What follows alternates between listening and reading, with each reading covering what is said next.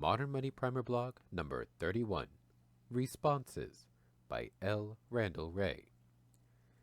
All, thanks to some for attempts to come up with some real-world job guarantee jobs, suggestions in answer to my challenge last week.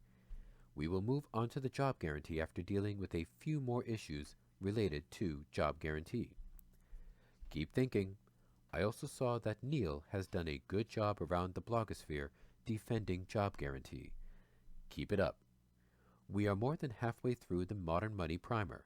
My responses to questions, comments are going to become more focused, in part because many questions concern issues we already covered, or those we will cover.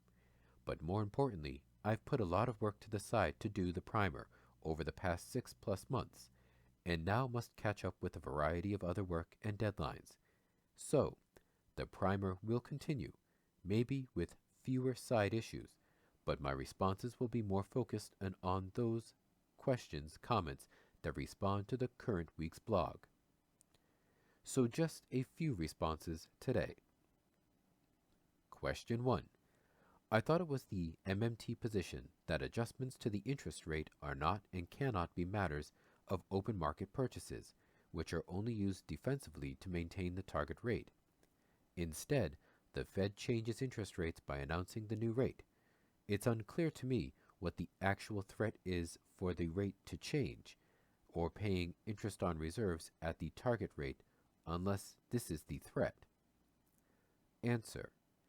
That is pretty much what the blog says and what Lerner thought. If banks are short reserves, they drive Fed funds rate in U.S. above target. Fed buys bonds, OMP, provides reserves, increases the ratio of reserves bonds, just like Lerner and I said. On the other hand, when Fed announces new interest rate target, say increase from 1% to 2%, it does not need to change reserve bonds ratio at all, since it is likely banks have the ratio they want, and the demand for reserves is not interest elastic.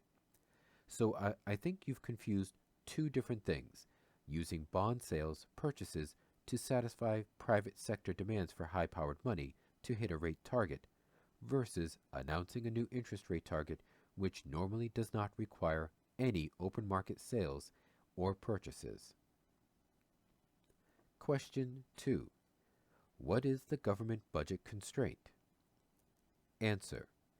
Okay, this is the idea that even sovereign currency issuing government is subject to a spending constraint. I'm sure Billy Blog has written on this. It came to life in the late 1960s. Government is like a household and must finance its spending, taxes, borrowing, or unlike households, printing money. But that is false. Government spends through keystrokes. Yes, it can self-impose budget constraints. That is, in the U.S., we pass a budget, and we also impose a debt limit. But this is nothing like a household that faces a market-imposed constraint. Question 3. What drove inflation? Answer. This is not the time for that. We already talked about hyperinflation and a bit about CPI inflation. We might return to it again later. And note that the job guarantee is a price stabilizer. We can have full employment without stoking inflation pressure, a topic for later. Question 4. Can the Euro nations create net financial assets? Answer. I already discussed this. Domestically, yes, in the sense that claims on the Greek government are net financial assets for the non-government sector. But I do take the point that ultimately Greece, etc., are users of the currency, so it all depends on the ECB to create true NFA for the system as a whole, or the US, which can create NFA in dollars for Eurolanders to hold.